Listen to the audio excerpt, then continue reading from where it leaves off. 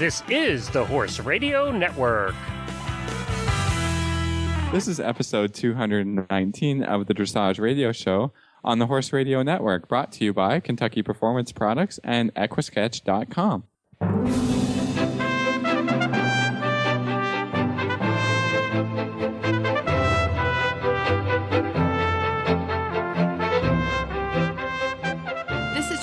Stanfield from Georgetown, Kentucky.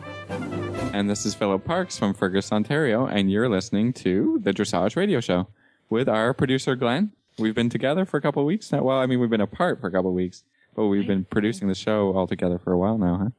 Yes, and I got to tell you guys that today, August the 8th, is the 5-year anniversary of the Horse Radio Network.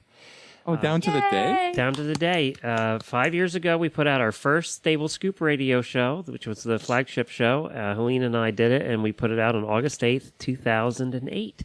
So I got some statistics for you if you want them. Yes. Yeah, we Numbers. have, on the Horse Radio Network, we have now 3,024 episodes that we have done with all the different shows. That's a lot. And That's a lot. Over 4,200 guests have been on the Horse Radio Network. We have 100,000 plus listeners in over 40 countries that listen on a regular basis now. And also millions of downloads, just millions of downloads. So it's been fun. You guys have been on, a year and a half now? A year? Yeah. Just over. I did my first show, I think, in July. I mean, we can probably check it out. But Reese was in June, I was in July, so we're just over a year, and we're hopefully getting better. Well, I wanted to thank you for I wanted to thank you for being part of that 5 years and the success of the network. You know, when Helene and I first started, we said, you know, we're just going to do a little show and have some fun, and we don't care if anybody listens. And we really didn't. We were just having fun. We were good friends, and we just wanted to do it. My brother said, go do this. You need to do something creative. You're driving me nuts. I worked for him at the time. Okay. So, and I just needed a creative outlet because the job I was doing for him wasn't a creative job. And he said, just go do it. Have some fun with it and do it. And who cares if anybody listens? And nobody did for a while. we had about 12 listeners after 3 months. And then it just, somebody told somebody and it just took off. Well, it snowballs, right? And then we started the WEG show. That was the second show. And then these shows started up, all the discipline shows, and, you know, all of them have built from there. Then a little over 2 years ago, we started the Horses in the Morning, the live show. And that right now is our biggest show. That has over 30,000 listeners that listen every month to the show. So, you know, it should. It's, you know, 5 days a week. And, you know, it's a very general show about everything. But you guys are over 15,000 listeners now for a dressage show. And when we first started it, you couldn't have told me we would have that many. You know, it just. Well, there's lots of great people interested. Yeah, thank you. Yeah. Well, and I've heard a lot of great listeners. Yeah, I've heard a lot of feedback. Thank you to listeners, obviously, who've made all of this, you know, happen over the last 5 years. And all of our sponsors too. You know, they're the one reason we can keep going and doing what we do is the good support of our sponsors. One of them today, Kentucky Performance Products, has been a sponsor since almost day one for 5 years. Yeah. She came on with us when we had nobody, and I said to her, you can grow with us. And, you know, sponsors love to hear that. You know, that's their favorite line. So, but she did. She believed in us and believed in me and believed in Helena. We were the only two at the time. And she's been with us ever since and now sponsors many shows and has really seen some results from it. So it's been wonderful. I've gotten some feedback recently from some of our listeners from Horses in the Morning show who listen to dressage now. They're not even dressage people, but they just like listening to you guys. So that says something That's too. crazy. Well, that's great. Yeah. We love it. We love it. Yeah. I know. Well, I only listen because you forced me to be here, but that's not true. what you said the other week. Very true. Yeah, which one is the lie? Yeah, exactly. And one other thing, we want to tell everybody too, get the app. We've had hundreds of people downloading the apps. If you have iPhone or Android phone, doesn't matter which, just go to the App Store, search for Horse Radio Network. We've had 21 countries now download the app already. So definitely go. I've heard nothing but good feedback. People say it's so easy to use and they're enjoying it and we haven't had any problems with it. So definitely, if you don't have it yet, it'll make listening to any of our shows easy, but also the dressage show is on there, obviously, and it makes that easier to listen to as well. So go get the app. Well, great. Well, I already got it, and it did. It works great, so that's perfect. Good. Well, I'm done. You Well, can we have a continue with great your own show. show Okay, now. Good stuff. We Yeah, have a do great show today. Absolutely. We have lots. And I missed you guys. So we actually have Kathy Connolly that came on the show. She is, we'll talk about it, but she and I have been together and working together for over 10 years. And she was actually, I did a clinic with her last weekend. We're going to talk a little bit about that. And Miss Winnie was wonderful. And I really enjoyed seeing her. And we're also going to talk with Meta Larson about Neuschule bits today. So I think that'll be great. So we're going to talk a little bit about Hickstead. This was really, this was a big dressage time. And on August 4th, the Olympic gold medal pair of Carl Hester and Utopia led the Great Britain victory in the Nations Cup at Hickstead Sunday, with the United States second and Germany third in the finale in the inaugural series of 4 events, and the only one that was decided by the freestyle. And to note, Charlotte Desjardins did not ride in this team competition. So that was a little interesting point. And this was the second victory for Great Britain in the Nations Cup, having won Rotterdam in June, while the United States, which competes in 2 of the events, finished third at Aachen, Germany a month ago. The United States combinations were Kathleen Rain and Brianna, Gunther Steidel and Coral Reef Wylia, and Shelley Francis and Doctor. They finished 3rd, 4th, and 5th individually.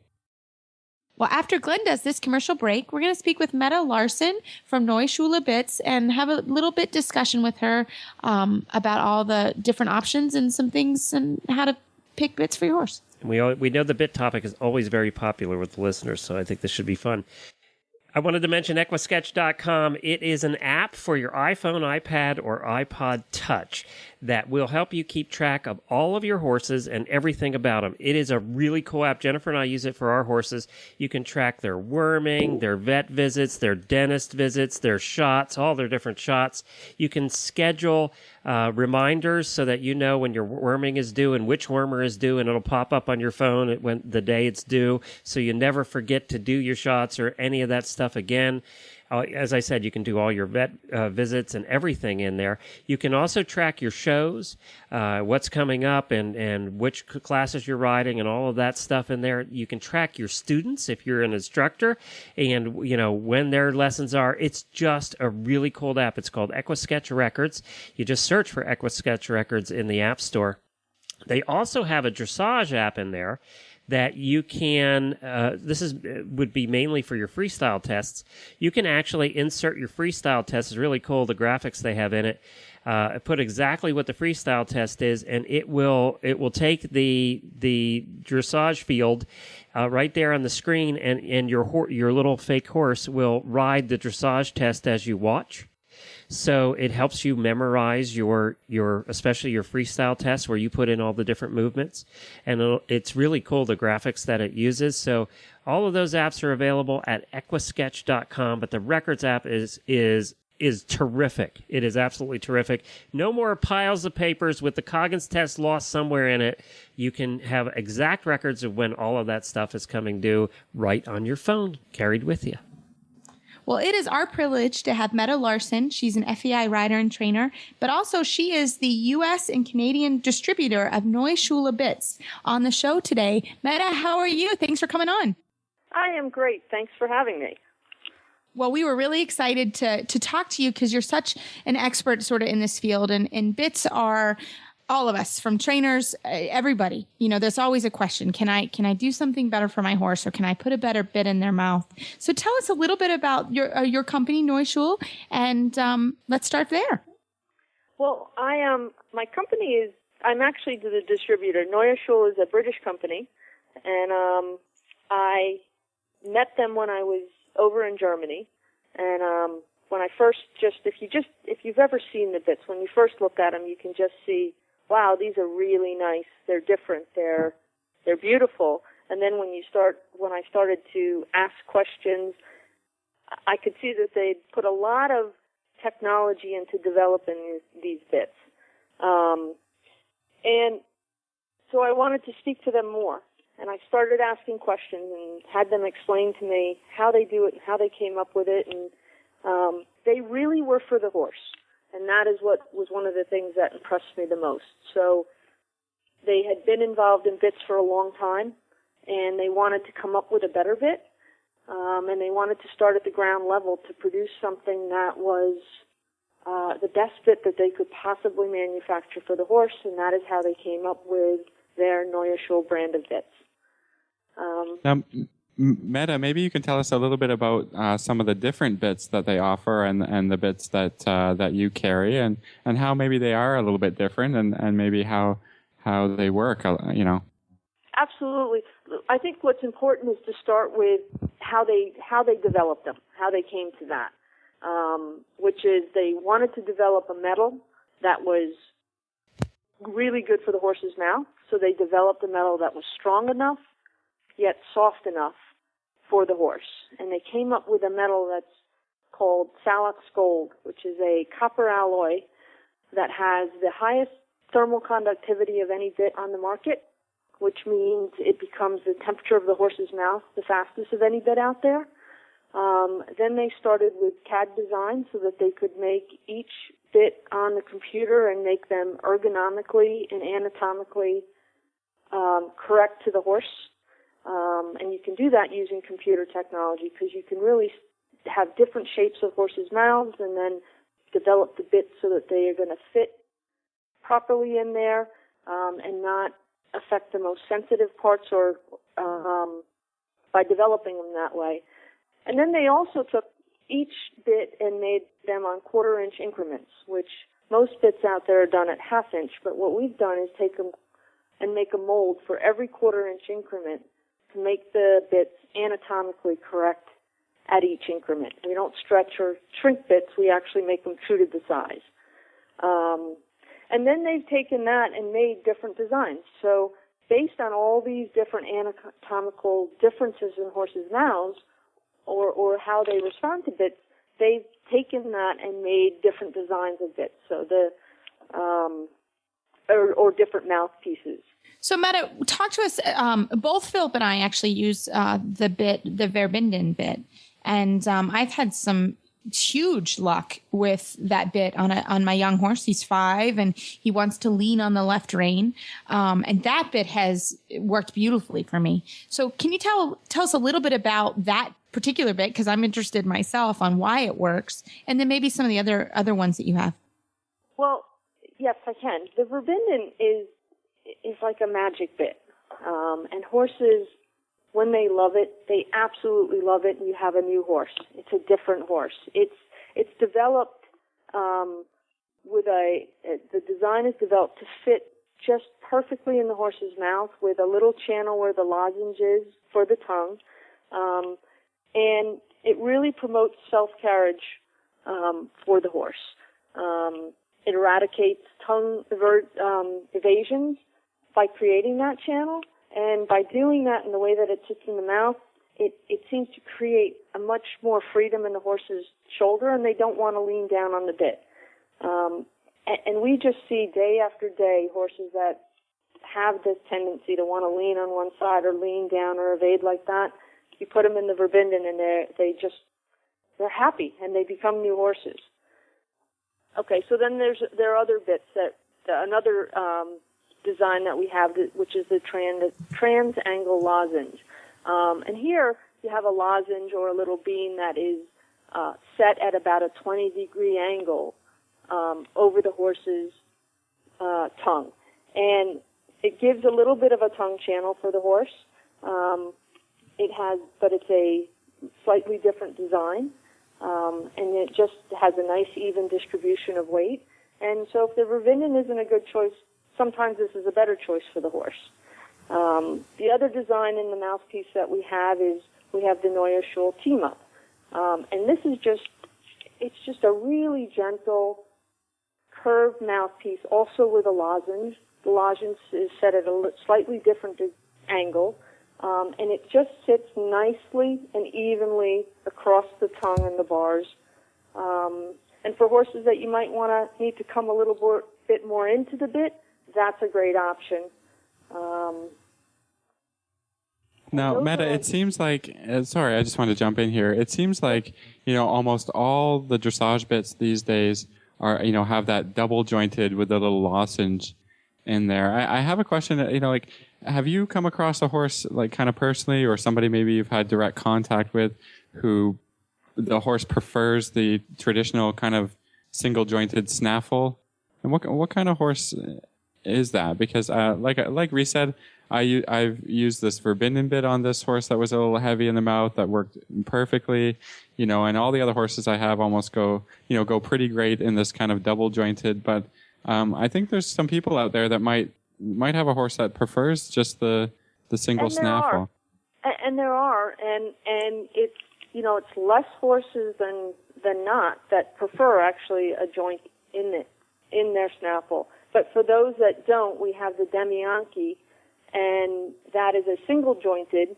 However, it's been designed the way that it's been designed. It could never create that nutcracker effect that some of the snaffles that are single jointed do. In other words, with the design of our Demianchi, it'll never go up into the roof of the mouth or down into the tongue when you increase the contact. And I'm seeing less horses that, most horses I'm seeing like that joint in there, but every now and then there's one that doesn't, and then the solution, or one of the options, is this Demianchi. And that comes both as a snaffle or a Bridoon. So, Meta, let me just a question versus just for somebody. I'm actually on the website now and looking at the bits, and you have the loose ring versus a fixed cheek. If people were trying to decide, okay, I want to come on the website and I want to decide on a bit, how do you decide between a loose ring and a fixed cheek? Well, with the loose ring, the horse feels all that vibration in your fingers, like they feel a lot more. So if you have a horse that's really sensitive in the mouth, you might actually, or a young horse sometimes, or a rider that has less experience, you might want to go with a fixed cheek bit, because they're not going to feel all those changes and vibrations in your fingers that you feel in a loose ring. So sometimes when I have a horse or a rider, or especially if you have a rider that's, the hands move a little bit, to make it a little bit gentler and kinder for your horse, you might want to pick a fixed ring bit. Also for a young horse, or for a horse that drifts through the aids, the fixed ring, whether it's an egg butt or it's a full cheek or any of those, it'll give lateral stability to the face. So sometimes a young horse, you want that. You might have to physically, show the horse where the direction. Then a fixed cheek, you've got that lateral stability to help direct them. And that's kind of those are the kind of the questions that you ask yourself or your trainer, and when you're evaluating your horse in deciding what kind of bit do I want, loose ring versus a fixed cheek. Do you have any other guidelines for choosing a bit? Because it's so hard, and you can't necessarily try them all. Is there any other things that you could tell somebody that's on the website looking at the different bits and how to make a choice? Absolutely. Here's what we do is we say, okay, think about what do you feel with your horse? What does he need? Then go in and you pick a couple of bits you think are the right ones, and then with each bit we tell you a little bit about the bit. Go through and read what sounds like it's your horse might need, or fills that need for your horse. Then if you have more questions, send us an email. We'll help guide you what might be the best bit. You never know until you put the bit in your horse's mouth, but we're here to help. So if you send us an email or you give us a call and say, hey, here's what's going on with my horse, or this is what I have difficulty with, what do you recommend? We'll help you choose that if you haven't been able to figure it out yourself. And how about some guideline for sizing the bit? How do you recommend that people do that the best way to get the right size when they order? So take the bit that you have and measure it. And what you really want is, and then look at what it looks like in your horse's mouth. So with the loose ring, it's the most important, because if it's way too tight, you risk pinching your horse's mouth. But you'd like about 1/8 of an inch on either side of the horse's mouth when that bit is sitting in his mouth. So if you don't know what size he is, take whatever bit you're on, put it in, take a look, see if it's too big, too small. Measure it, lay it down flat on the table, and then measure from the inside ring to the other inside ring, and then add or subtract according to how it sits in your horse's mouth. that's really how you decide. If it's a fixed cheek, it can be, you still would like about 1/8 of an inch, but it can be a little bit closer because you're not going to pinch anything. It's important that it is the right size, because if it's too big, it won't sit correctly in the horse's mouth, and then you can create some pain for them. And there's a YouTube video. We have like 90 YouTube videos and 30 more on the way that'll answer any question that you have, or just about any question that you have about the bits or how to measure any of those questions. We have a YouTube video, so you can also link onto that and look, and we can help guide that way. But we're always available. If you send us an email, we'll help you. So Meta, YouTube is awesome. Yeah, YouTube is awesome. Very helpful. Meta, when you're talking about, let's say I wanted to buy a bit, and I actually bought the bit as a Bridle. Is that okay? Because I thought, well, I can use it as a snaffle versus a double. Can you talk to everybody a little bit about just trying it that way if you have a horse that maybe will also go on a double bridle? You can use the Bridle size rings as a snaffle bridle, and we often do that. And have, especially with people that have horses with more refined heads, we'll do a 55 millimeter ring. Both are legal in dressage. You can show in a Bridle ring or a snaffle ring as a snaffle bit. Well, Meta, thank you so much for all your information. I think bits are they're such a hot topic, and something that even trainers, we all want to try new things and use new products and figure out what's the best for all the horses that we have. So thank you so much. How would our listeners contact you? That's easy. You can go to our website, which is Metlar, METLAR-US.com. And on the site, you can look up all the bits and any information that you might need there. And then if you need to contact us directly, you can contact me at mlarsen, MLARSEN, at metlar-us.com. And we'll help you figure out what bit is the best bit for your horse. We're here to help you, and we want the best bit in your horse's mouth so that he can be as happy as possible. And if you need to give us a call, you can call us at 631-252-5574, or go to your local tack store. If they carry our bits, they can help you as well. Great. Well, thanks so much. I know Philip and I will be calling. Well, that was a very interesting discussion with Meta, and I think bits are something that we always can talk about. But right after this commercial break from Kentucky Performance Products, we're going to have a trainer tip from Kathy Connolly, FEI International Trainer and Rider. This Nutrition Minute is brought to you by Kentucky Performance Products, the company that simplifies your search for research-proven nutritional supplements at kppusa.com. Have you heard of Saccharomyces boulardii? It's a yeast, a type of probiotic. Often referred to as S. boulardii, it benefits your horse's digestive tract in several different ways. One unique property of S. boulardii is that it supports the stimulation of something called brush-broader membrane enzymes that are found in the intestinal lining. These enzymes help your horse digest starches and sugars in the small intestine. When the sugars and starches are more completely digested, fewer of them escape into the hindgut, where they can ferment and cause imbalances that lead to colic, diarrhea, and laminitis. Saccharomyces boulardii is found in Nalox Advanced, made by Kentucky Performance Products. Nalox Advanced contains a blend of yeast, fermentation solubles, and stomach buffers. These ingredients work together to maintain your horse's digestive tract in peak condition. Nalox Advanced is recommended for horses of all ages and stages and is fed on a daily basis. This Nutritional Minute has been brought to you by Kentucky Performance Products. You can find all of their terrific products at kppusa.com.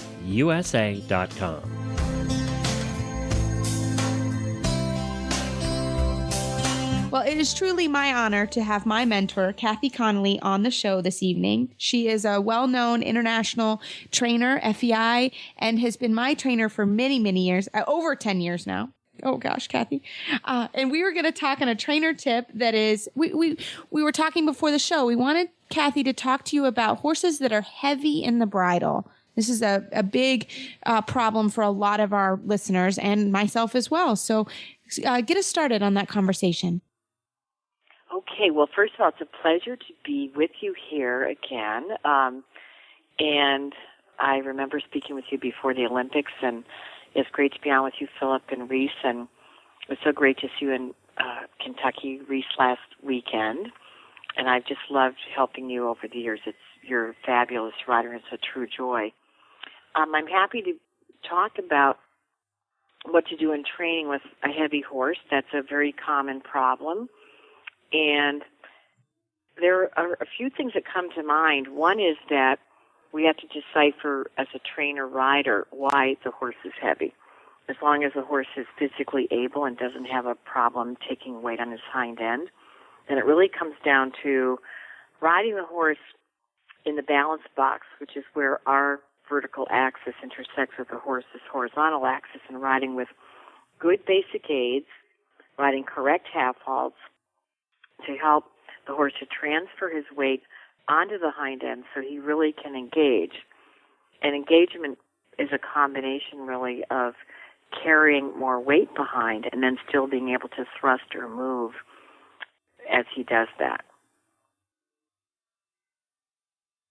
I think that's a good point and a good starting point is to really figure out why the problem is happening. I mean, we get a lot of horses like this, but we have to kind of evaluate, if they're every once in a while you get a horse that might be a little bit sore behind, whether it's in the hoof or in the hock or something like that he's not able to carry the weight behind, and then we're maybe asking a little bit too much. So it's great, from a trainer's perspective, and to get somebody to help you a little bit with that, because if there is a problem, back in the back or something, then it's really not fair to even start the training.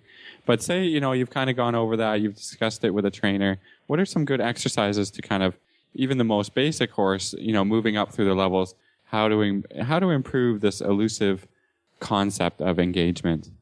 Mm-hmm. Well, I think your comment was good, Philip, and I think that most horses will do whatever we ask them to do it if there's really kind of two reasons they don't.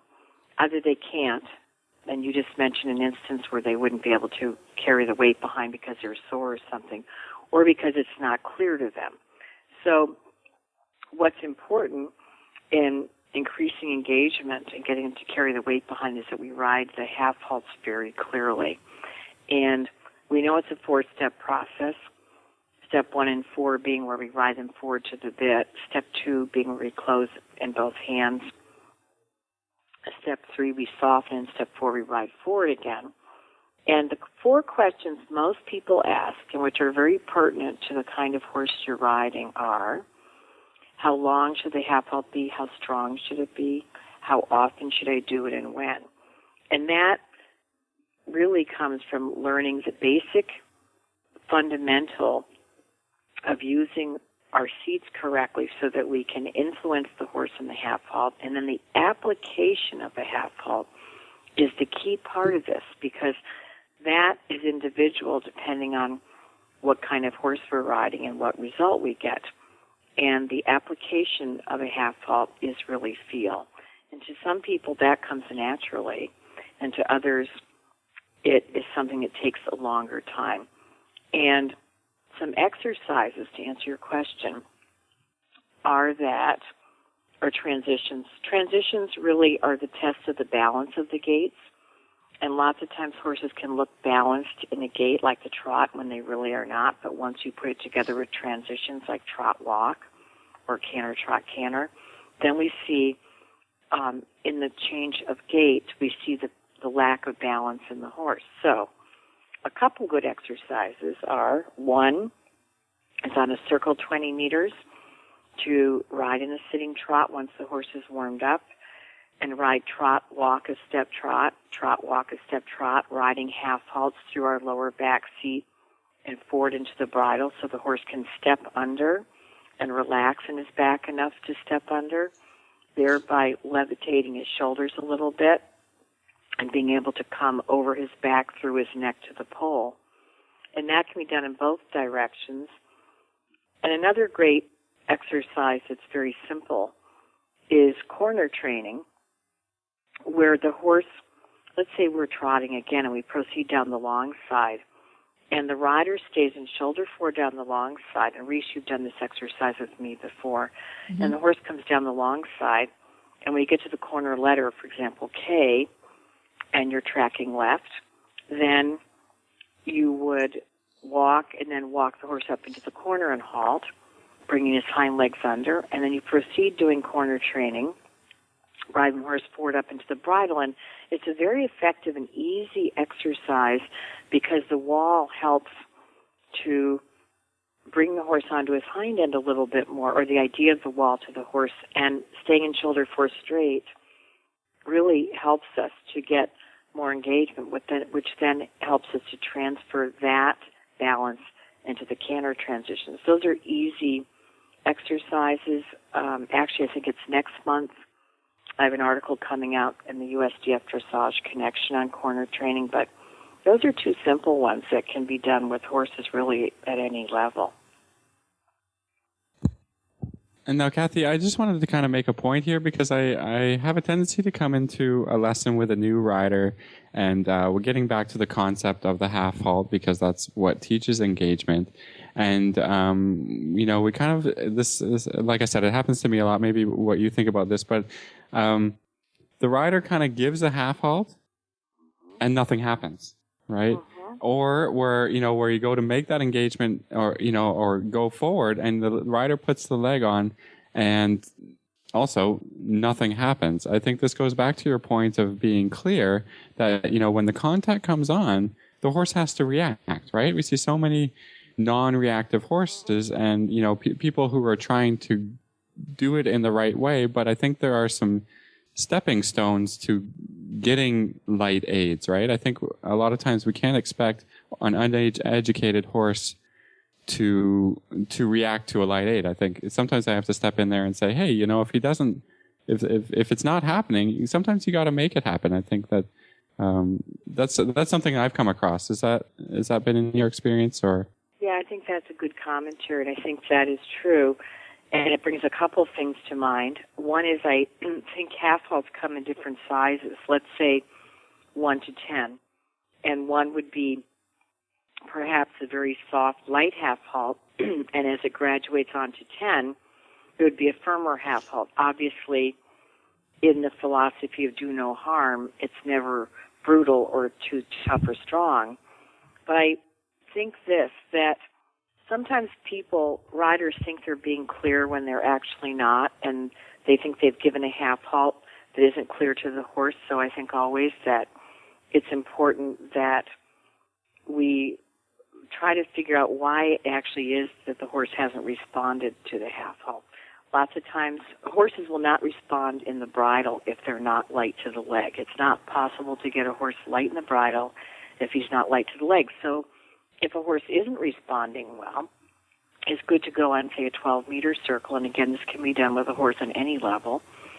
And carry the whip on the inside and leg yield the horse away from the leg, from a light leg. If he doesn't respond, just to tap him with the whip and teach him to leg yield away so that when we first use the legs and close them to bring him forward to the bit, we get a response. And as you said, sometimes there isn't much of one, especially in a horse that is perhaps lazy or who is behind the leg. And that's common for all of us as riders that will have that happen. Now, once they go to the bit, I always speak about the fact that, we know that the pole is designed by nature to come rounder, and a lot of it happens in what is the second piece of the half halt, and that is when the rider rides the horse forward from the seat and leg to the bit and then closes in the hands, and then lots of times the horse will come hollow or come above the bit or come behind the leg.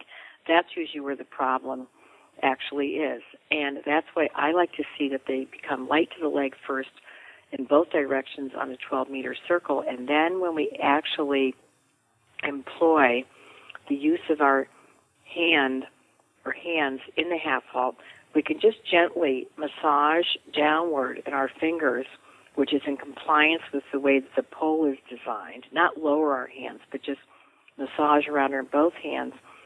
And this encourages the horse to relax in the pull and come rounder rather than someone pulling back, which often is what happens. And as we know, in a snaffle bit, it acts on the corners, bars, and lips, and the tongue, depending on what kind of snaffle it is. But this kind of movement and repetition, let's say every third time the inside hind leg comes down, really encourages the horse to seek the contact and seek the connection with his hind legs to the bit because of a good and clear connection from the rider's seat to the bit with the rider's hands. Well, Kathy, that's really, it certainly is the hardest thing to do. So can you talk to us a little bit about sort of your expectations with a half halt with like a training level horse versus, for example, an FEI horse, a pre-St. George horse? Yeah, it's something I'm teaching a clinic here in Long Island this week, and I was saying to somebody, because in dressage, the first thing we need to do is get a horse through and on the bit.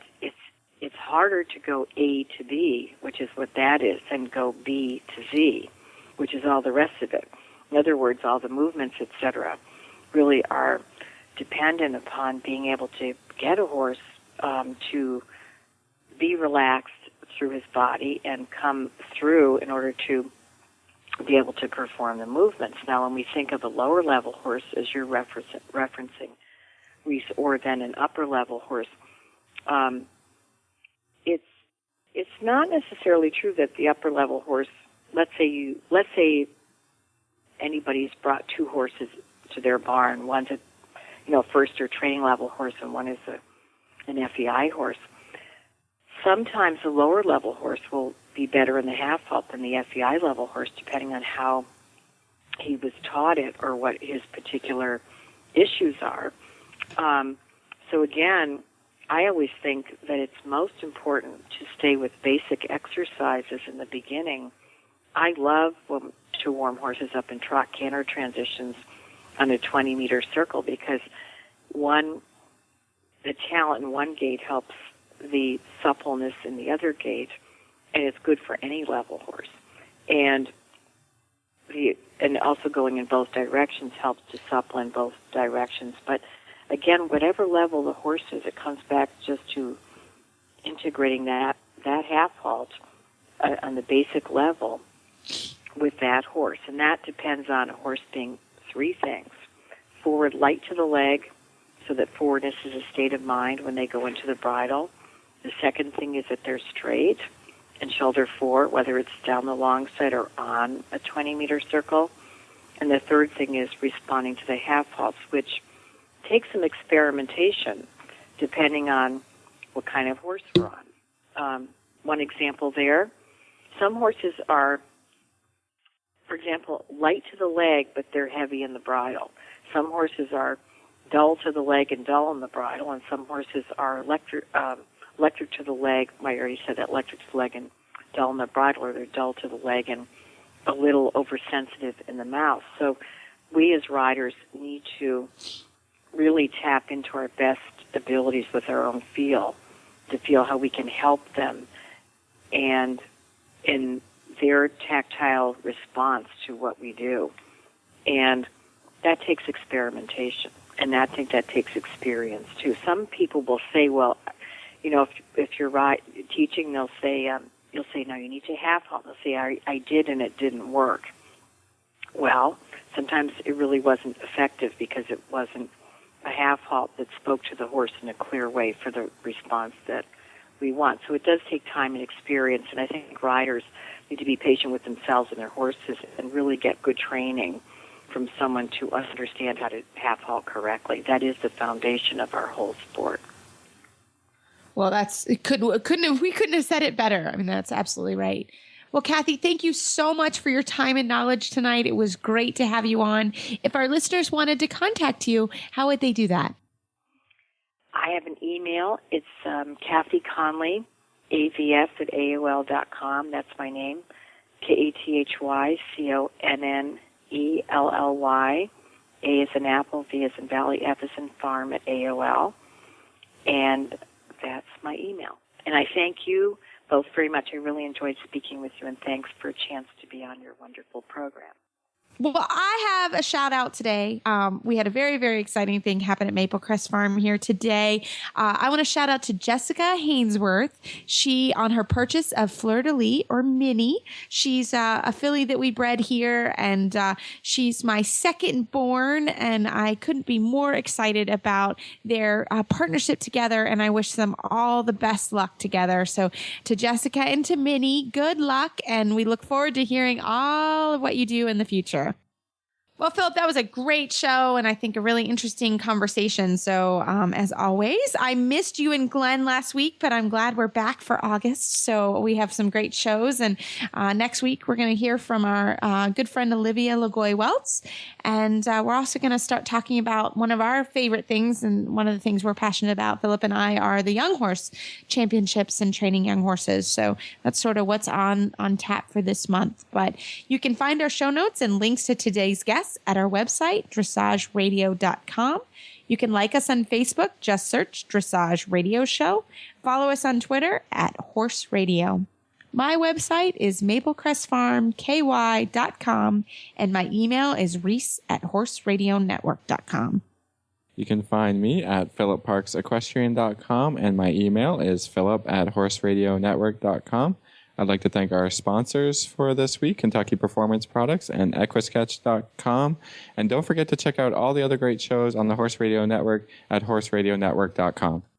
And a special shout out, Glenn, to you and to Jennifer, the owners of the Horse Radio Network, and the fact that you put up with us every week. But congratulations on 5 years, Glenn and Jennifer. That's a huge accomplishment. Big milestone. That's wonderful. And thanks for having us as part of your Horse Radio Network. Well, and Exactly. we are so glad to have you, and I was just joking. I like spending my Thursday nights. Sure. I know. We know it's true. We know that. Well, everybody, thanks for listening as well. That makes sure the Horse Radio Network continues, and to our sponsors as well. Everybody, keep your heels down and your shoulders back, and we look forward to talking with you next week.